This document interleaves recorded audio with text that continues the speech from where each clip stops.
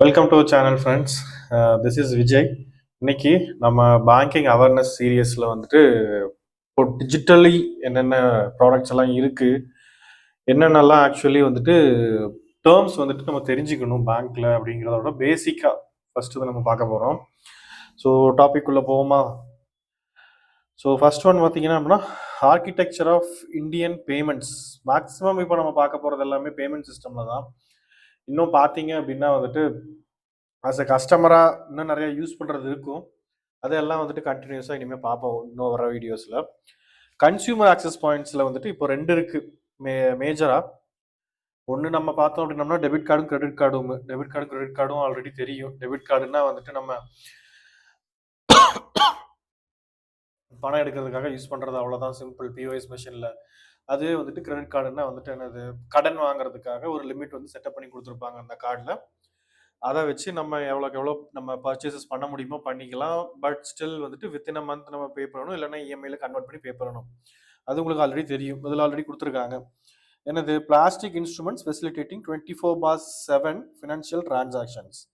They provide continuous liquidity without the need for carrying physical cash. இப்போல்லாம் பார்த்தீங்கன்னா actually வந்துட்டு இந்த ஃபிசிக்கல் கார்டுமே தேவையில்லை. அப்படி இல்லாமலே வந்துட்டு நம்ம யூஸ் பண்ணுற மாதிரிலாம் ஆப்ஷன்லாம் வந்துருச்சு. Operating on platforms like visa, master card and RuPay. Okay, இது இல்லாமல் இந்த ஸ்டாண்டிங் இன்ஸ்ட்ரக்ஷன்ங்கிறது இப்போ கொஞ்சம் எதுவும் புதுசாக கூட தெரியலாம் பேங்கிங் ஆஸ்பரன்ஸுக்கு. அது ஒன்றும் இல்லைங்க, ஜஸ்ட் என்ன அப்படின்னா வந்துட்டு ஒரு அப்ளிகேஷன் ஃபார்ம் இருக்கும். அதில் என்ன அப்படின்னா வந்துட்டு எந்த அக்கௌண்ட்ல இருந்து எந்த அக்கௌண்ட்டுக்கு பணம் போகணும், என்ன தேதிக்கு போகணும், எவ்வளோக்கு போகணும் அப்படின்னு சொல்லி கொடுக்குறது, அவ்வளோதான், சிம்பிள். அது வந்து பார்த்தீங்க அப்படின்னா எவ்வளோ பீரியடுக்குன்னு கூட நீங்கள் செலக்ட் பண்ணலாம். ஒரு மாதத்துக்கு மட்டுமா, ஜஸ்ட் ஒரே ஒரு மாதம், கம்மிங் மந்தில் பார்த்தீங்க அப்படின்னா இப்போ ஒரு 15th, இப்போ செப்டம்பர் 15th வந்துட்டு இந்த மாதிரி ஒரே ஒரு தடவை மட்டும் பேமெண்ட் மட்டும் நான் வந்துட்டு ஆட்டோமேட்டிக்காக இருந்துச்சு அப்படின்னா நான் மறந்துடுவேன். அதனால வந்துட்டு என்ன பண்ணலாம் அப்படின்னா ஸ்டாண்டிங் இன்ஸ்ட்ரக்ஷனாக நீங்கள் வந்துட்டு பிரான்ச்சில் கொடுக்கலாம். இல்லை அப்படின்னாலுமே வந்துட்டு உங்களோட லோன் அக்கௌண்ட்டுக்கு நீங்களே கூட செலக்ட் பண்ணி கொடுக்கலாம். மோஸ்ட்லி இது என்ன அப்படின்னா வந்துட்டு இந்த லோன் ரீபேமெண்ட்ஸுக்கு தான் யூஸ் பண்ணுவாங்க.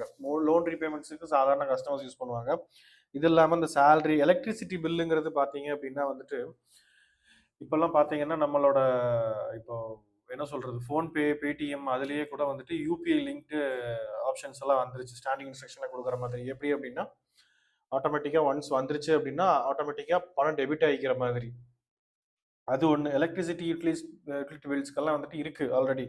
நீங்கள் அக்கௌண்ட்டில் கொடுத்துட்டீங்க அப்படின்னா அதுவே ஆட்டோமேட்டிக்காக டெபிட் ஆகும், எவ்வளோ அமௌண்ட்டோ அந்த அமௌண்ட்டுக்கு. பட் ஒரு லிமிட் இருக்கும், எவ்வளோ லிமிட் அப்படின்னு சொல்லிட்டு நீங்கள் செலக்ட் பண்ணிக்கலாம். அந்த லிமிட் வரைக்கும் ஆட்டோமேட்டிக்காக பேமெண்ட் ஆகிக்கிற மாதிரி, ஒன்ஸ் இட் இஸ் டிமாண்டட் அப்படின்னு சொல்லிட்டு. Credit card, debit card difference இது உங்களுக்கு ஆல்ரெடி தெரியும், மறுபடியும் இருந்தாலும் எக்ஸ்பிளைன் பண்ணுறேன். கிரெடிட் கார்டுனா என்னது, எலிஜிபிலிட்டி அதுக்கு என்னதுன்னு கேட்டிருக்காங்க. Strict criteria need to be fulfilled அப்படின்னா கிரெடிட் கார்டுக்கு என்ன மீனிங், இந்த மாதிரி போரோவரில் கஸ்டமர் என்னதான் போரோவர்னாலும் கஸ்டமர்னாலும் அப்புறம் சேம் தானே. பட் இந்த இடத்துல போரோவர்னா என்ன யூஸ் பண்ணிக்கிறேன், போரோவர் வந்துட்டு இந்த அளவுக்கு சிபில் இருக்கணும், இந்த அளவுக்கு வந்துட்டு ஆல்ரெடி அக்கௌண்ட் சாட்டிஸ்ஃபேக்டரி கண்டக்ட் இருக்கணும் அப்படின்லாம் வந்துட்டு நிறைய நார்ம்ஸ் இருக்கும். நிறைய லோன்ஸ் வச்சிருக்க கூடாது, அந்த மாதிரி இது இதுன்னு ஏகப்பட்ட சொல்லுவாங்க. ரொம்ப இந்த இன்கம் எல்லாம் பார்ப்பாங்க, அந்த மாதிரி இதெல்லாம் இருக்கு. இந்த அந்த மாதிரி. அடுத்து டெபிட் கார்டுக்கு வந்துட்டு அந்த மாதிரி எந்த கிரைட்டீரியாவும் தேவை கிடையாது. ஜஸ்ட் நீங்கள் அக்கௌண்ட் ஓப்பன் பண்ணினீங்க அப்படின்னாவே ஆட்டோமேட்டிக்காக உங்களுக்கு இஷ்யூ பண்ணிடுவாங்க. நீங்கள் கேட்டால் கொடுத்துருவாங்க, கேட்கல அப்படின்னாலுமே வந்துட்டு ஆட்டோமேட்டிக்கலி இப்போல்லாம் வந்துட்டு கிட்லேயே வந்துடும். அந்த கிட்டு அக்கௌண்ட் ஓப்பனிங் கிட்லேயே வந்துடும். மேக்ஸிமம் லிமிட் என்னது இதுக்கு, determined by credit score and history. உங்களுக்கு எவ்வளோ கிரெடிட் ஸ்கோர் இருக்கோ, சிவில் ஸ்கோரோ ஈக்விஃபேக்ஸோ ஏதாவது ஒன்று, அந்த மாதிரி எது இருக்கோ அதை வச்சு அந்த ஸ்கோரை பேஸ்ட் ஆன் வச்சுட்டு வந்துட்டு ஒரு லிமிட் கொடுத்துருவாங்க. இப்போ 2 லட்சம்னா 2 லட்சம், அதில் நீங்கள் எவ்வளோ யூஸ் பண்ணிக்கலாம் அந்த 2 லட்சத்துக்குள்ள அப்படிங்கிற மாதிரி. அதுவே வந்து டெபிட் கார்டில் என்னது, உங்கள் அக்கௌண்ட்டில் சேவிங்ஸ் ஆர் கரண்ட் அக்கௌண்ட், இந்த அக்கௌண்ட்டில் எவ்வளோ இருக்கோ அதுதான் வந்துட்டு நீங்கள் மேக்ஸிமம் யூட்டிலைஸ் பண்ண முடியும். இன்ட்ரெஸ்ட் என்னது, இன்ட்ரெஸ்ட்னா எப்படி சார்ஜ் பண்ணுவாங்க, இதில் வந்துட்டு கிரெடிட் கார்டில் வந்துட்டு நீங்கள் எவ்வளோ யூஸ் பண்ணியிருக்கீங்களோ அது மட்டும்தான். அதுவே வந்துட்டு டெபிட் கார்டில் வந்துட்டு உங்களுக்கு கொடுப்பாங்க, நீங்கள் அக்கௌண்ட்டில் எவ்வளோ வச்சுருக்கீங்களோ அதுக்கேற்ற மாதிரி. Pay to you based on the account balance. Debt இன்ஸ்ட்ருமெண்ட்டானா என்ன அர்த்தம், கடன் ஏதாவது கொடுக்குற ஒரு இன்ஸ்ட்ருமெண்ட்னா ஒரு சாதனம்னு வச்சுக்கோங்க. அதுவா, கிரெடிட் கார்டுக்கு எஸ், டெபிட் கார்டுக்கு நோ. யூட்டிலைசேஷன் சம்மரி, நீங்கள் யூஸ் பண்ணதெல்லாம் எப்படி தெரிய வரும் உங்களுக்கு, சம்மரியா, அதாவது ஒரு டோட்டலா டிரான்சாக்ஷன் லிஸ்ட் வைஸ் பார்த்தோம் அப்படின்னம்னா, இது கிரெடிட் கார்டு ஸ்டேட்மெண்ட் வரும் மந்த்லி. அதுவே வந்துட்டு உங்களுக்கு மந்த்லி பேக் ஸ்டேட்மெண்ட் வந்துட்டு, இன்கேஸ் நீங்க ரெஜிஸ்டர் பண்ணியிருந்தீங்க, செட்டிங்ஸ் வந்துட்டு குடுத்துருந்தீங்க அப்படின்னா வந்துட்டு உங்களுக்கு மந்த்லி மந்த்லி வரும். இந்த மாரி ஆல்ரெடி மெயிலுக்கே. அது இல்லாம அடுத்து டெபிட் கார்ட்ல பிஓஎஸ் டிரான்சாக்ஷன் ஆர்க்கிடெக்சர் அப்படின்னு சொல்லிட்டு, யூசுவலி பார்த்தீங்க அப்படின்னா வந்துட்டு இதெல்லாம் பண்ணியிருப்போம். எப்படி?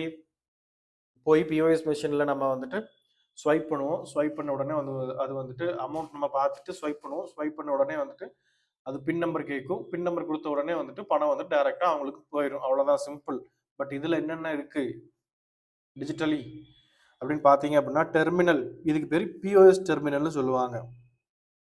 பிஓஎஸ் டெர்மினல் இதெல்லாம் பேங்க் பார்த்தீங்க அப்படின்னா வந்துட்டு சேல் பண்ணுவாங்க. சேல் பண்றது மீனிங் இந்த மாரி குடுப்பாங்க. யூஸ் பண்றதுக்காக வாடகைக்கு. அதுல வர்ற அமௌண்ட் வந்துட்டு நம்ம அக்கவுண்ட்க்கு வரணும் அப்படிங்கிறதுக்காக. Customer swipes or dips card at a merchant store. இது வந்துட்டு நான் இன்ட்ரெஸ்ட் இன்கம்ல நம்ம பேங்க்ஸுக்கு கிடைக்கும். ஏன்னா இதெல்லாம் ரொம்ப ரொம்ப முக்கியம். ஏன்னா நம்ம இன்ட்ரெஸ்ட் இன்கம் மட்டும் பார்த்துட்டு பேங்க்ஸ் எல்லாம் இப்ப இருக்கிறது இல்ல. நான் இன்ட்ரெஸ்ட் இன்கமும் நெறைய இப்பல்லாம் எடுத்துட்டு இருக்காங்க. கமிஷன் அந்த கமிஷன்ங்கிற மீனிங் வந்துட்டு insurance commission, mutual fund commission அந்த மாரி நெறைய இருக்கு. POS terminals are vital source of non-interest revenues for banking institutions. Okay. எப்படி அப்படின்னா அது வந்துட்டு மெர்ச்சன்ட் டிஸ்கவுண்டிங் ரேட்னு ஒண்ணு இருக்கு. நீங்க எந்த கார்டை யூஸ் பண்றீங்களோ அதுக்கேத்த மாதிரி வந்துட்டு அந்த பணத்துல எவ்வளோ டிரான்சாக்ஷன் நடக்குதோ அதுல ஒரு பர்ட்டிகுலர் பெர்சன்டேஜ் வந்துட்டு கமிஷனா வரும். அது 2வது விஷயம். அதுக்கு அடுத்தது பேமெண்ட் கேட்வே. பேமெண்ட் கேட்வேனா என்ன மீனிங் அப்படின்னா வந்துட்டு உங்களுக்கு எல்லாத்துக்குமே தெரியும்.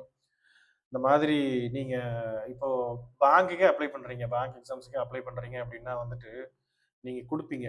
குடுத்துட்டு கடைசியில சப்மிட் பண்ணும்போது எல்லா டீட்டெயில்ஸும் குடுத்துட்டு கடைசியா சப்மிட் பண்ணும்போது, நீங்க வந்துட்டு யுபிஐ பண்றீங்களா? இல்ல கிரெடிட் கார்ட், டெபிட் கார்ட்ல பண்றீங்களா? நெட் பேங்கிங்ல பண்றீங்களா? அப்படின்னு சொல்லிட்டு ஆப்ஷன்ஸ் வரும். அதுக்கு அடுத்து நீங்க ஃபர்தர் நீங்க குடுத்தீங்க அப்படின்னா வந்துட்டு கடைசியில ஓடிபி எல்லாம் நீங்க என்ட்ரி பண்ணணும். என்ட்ரி பண்ணி முடிச்ச உடனே முடிஞ்சிரும். அந்த ஓடிபி என்ட்ரி பண்றது, நீங்க எந்த இன்ஸ்ட்ருமென்ட் யூஸ் பண்ண போறீங்க? டெபிட் கார்டா, கிரெடிட் கார்டா, யுபிஐயா, நெட் பேங்கிங்கா அந்த மாரி என்னென்ன யூஸ் அது எல்லாமே பேமெண்ட் கேட்வேல தான் வரும்.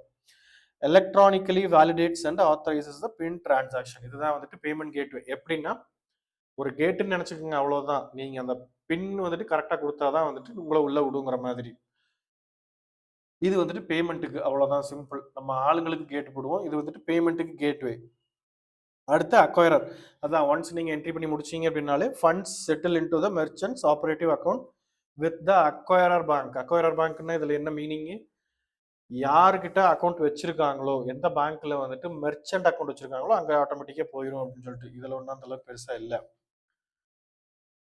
அடுத்து பேமெண்ட் ப்ராசஸிங் பிளாட்ஃபார்ம்ஸ் என்ன அப்படின்னா, இதுல மோஸ்ட்லி நம்ம இந்த கார்டு யூஸ் பண்றதுல வந்துட்டு நம்ம 3 கார்டு உங்களுக்கே தெரியும். யூசுவலி நம்ம என்னென்ன யூஸ் பண்ணுவோம் அப்படின்னு. Master card, visa card. Visa mostly இருந்துச்சு. இப்ப மாஸ்டர் ரொம்ப கம்மியாயிருச்சு.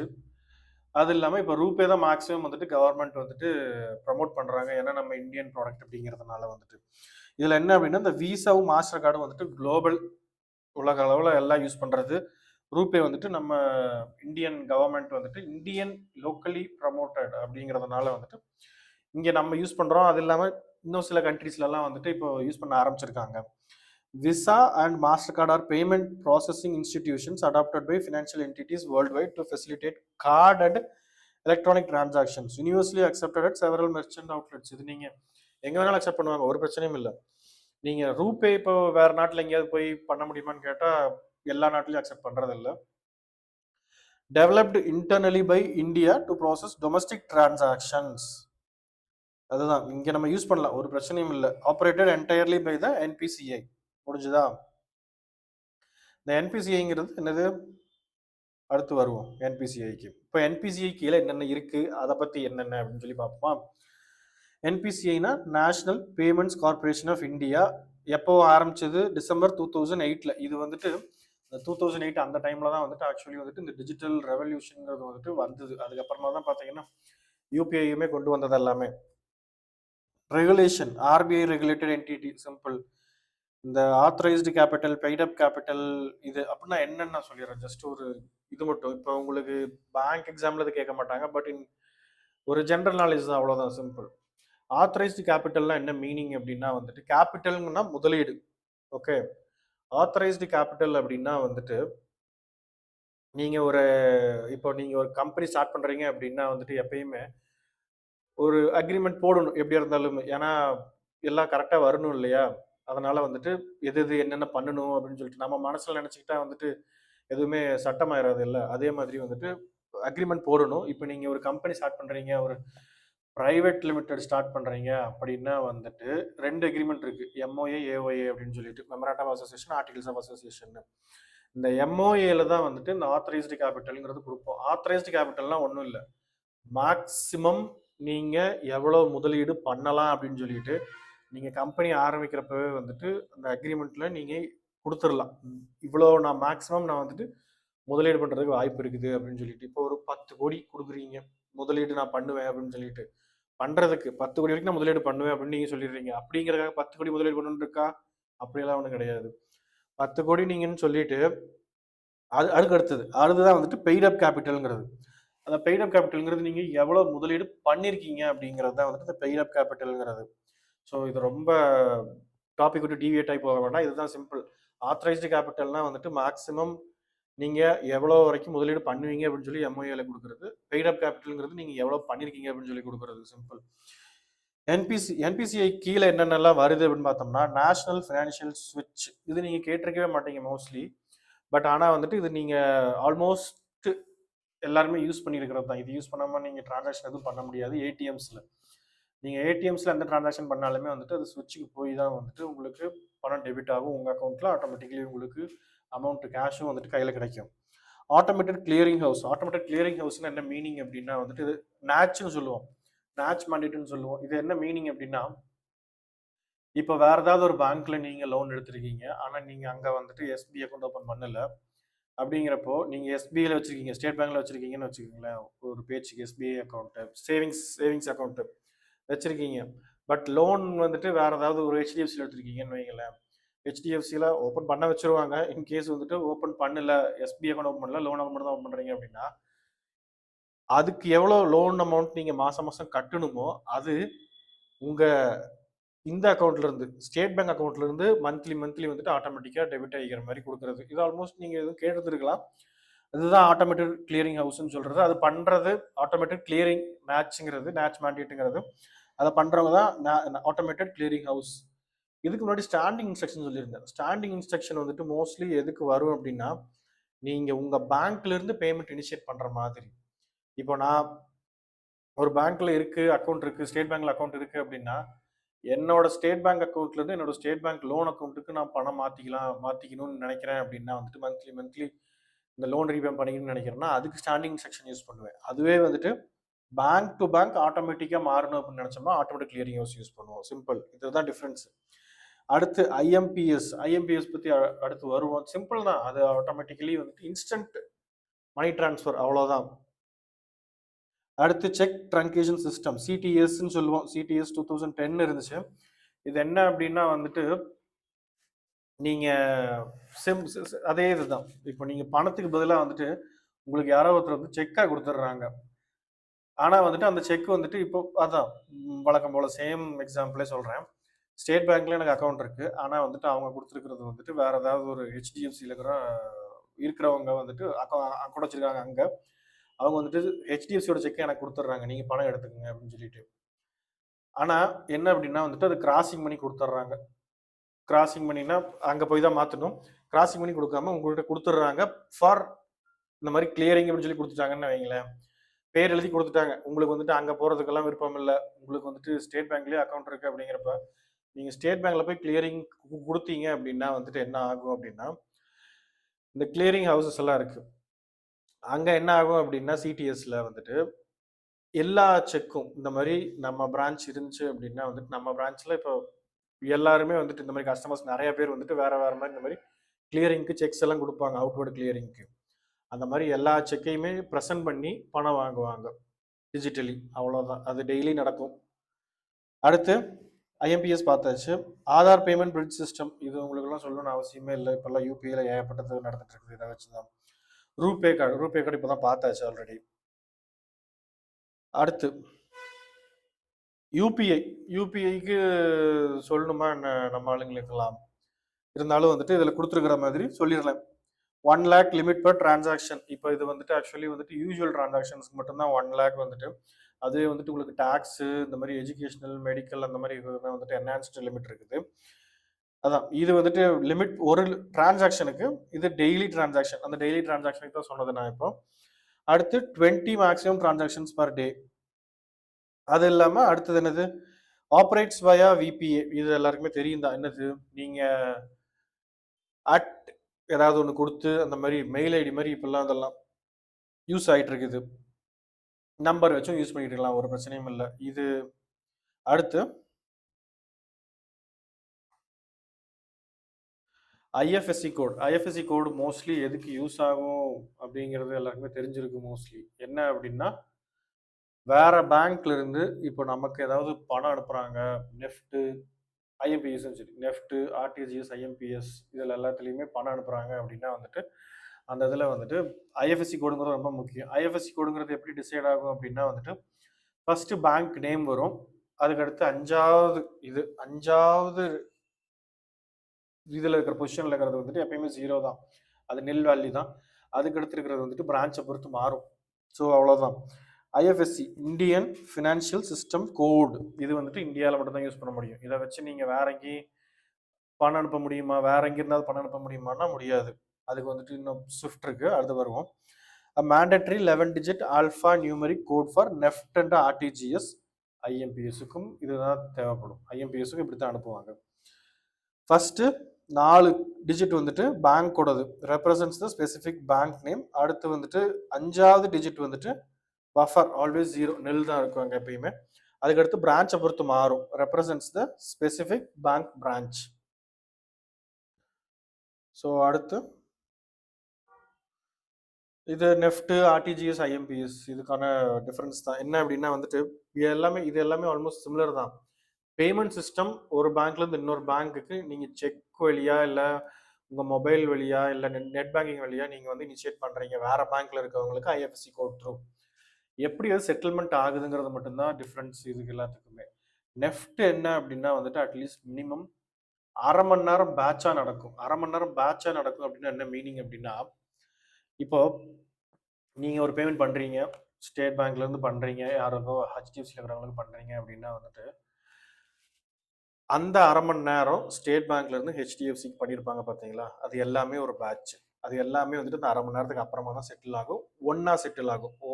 ஒரு டிரான்சாக்ஷன் இண்டிவிஜுவலாக செட்டில் ஆகாது, ஒரு பேட்சாக செட்டில் ஆகும். அதுவே வந்துட்டு ஆர்டிஜிஎஸ்ன்னா ஒரு டிரான்சாக்ஷனும் செட்டில் ஆகும் இமீடியட்டாக. அது ஆல்மோஸ்ட் இமீடியட் தான், இமீடியட்டாக செட்டில் ஆகாது.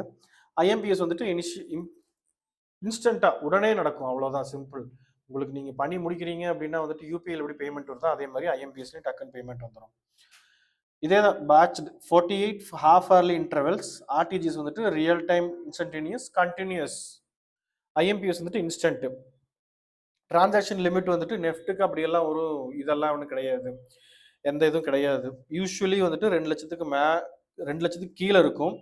ஆர்டிஜிஎஸ்க்கு 2 லட்சத்துக்கு தான் மினிமம், அதுக்கு கீழே வந்துட்டு ஆர்டிஜிஎஸ்ல யூஸ் பண்ண முடியாது. இதுக்கு எது அந்த மாதிரி இல்லை. ஐஎம்பிஎஸ்க்கு வந்துட்டு உங்களுக்கு 2 lakh பர் டே தான், பட் கீழே வந்துட்டு உங்களுக்கு எந்த இதுவும் கிடையாது. சிஸ்டம் அவைலபிலிட்டி எல்லாமே 24 மணி நேரம் 7 நாள் வந்துட்டு 365 நாளுமே வந்துட்டு அவைலபிளாக இருக்கிறது தான். பிரைமரி காஸ்ட்ங்கிறது இது எல்லாமே சிமிலர் தான், அது ஒன்றும் இதில் பெரிய டிஃப்ரென்ஸ் எல்லாம் ஒன்றும் கிடையாது. அடுத்து நெஃப்ட் இதே தான் கொடுத்துருக்கிறது. NEFT operates using SDP, straight through processing, an automated electronic transfer process that moves funds seamlessly across banks. அப்போ இதே இதுதான் வந்துட்டு இது பேட்ச் சிஸ்டம், இன்னொன்று ரியல் டைம் சிஸ்டம் ஆர்டிஜிஎஸ்ங்கிறது. ஐஎம்பிஎஸ்ங்கிறது இன்ஸ்டன்ட் சிஸ்டம், அவ்வளோதான். அடுத்து ஸ்விஃப்ட்டுங்கிறது எதுக்கு பார்த்தீங்க அப்படின்னா வந்துட்டு இந்த மாதிரி இப்போ லோக்கல் நேஷனல் வைடில் வந்துட்டு பணம் அனுப்புறதுக்கு வந்துட்டு ஐஎஃப்எஸ்சி கோட் தேவைப்படுதா, அதே மாதிரி வந்துட்டு நீங்கள் ஃபாரின்ல இருந்து இந்த மாதிரி ஃபாரின் லெவலில் நீங்கள் இங்கேருந்து அனுப்புறீங்கனாலும் சரி, அங்கேருந்து இங்கே இன்வர்ட் வருதுனாலும் சரி, ஸ்விஃப்ட் கொடுங்கிறது தேவைப்படும்.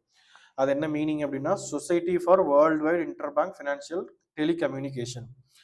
ஸ்டாண்டர்ட் ஃபார்மேட் என்ன அப்படின்னா வந்துட்டு 8 டிஜிட் இல்லைனா 11 டிஜிட். 8 டிஜிட்டுங்கிறது பேங்க்குக்கு வரும், 11 டிஜிட்னு நீங்கள் வரும்போது அந்த 3 டிஜிட் வந்துட்டு பிரான்ச்சை குறிக்கும், அவ்வளோதான்.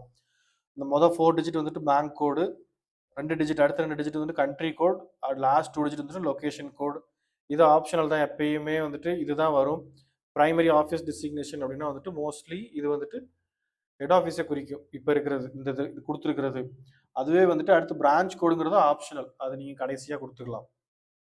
தெரிஞ்சது அப்படின்னா மோஸ்ட்லி ஆனால் வந்துட்டு ஹெட் ஆஃபீஸோட ஸ்விஃப்ட் கோடு தான் வந்துட்டு எல்லாருக்குமே கொடுப்பாங்க. ஸோ லாஸ்ட் இதுதான் ஆர்கிடெக்சர்.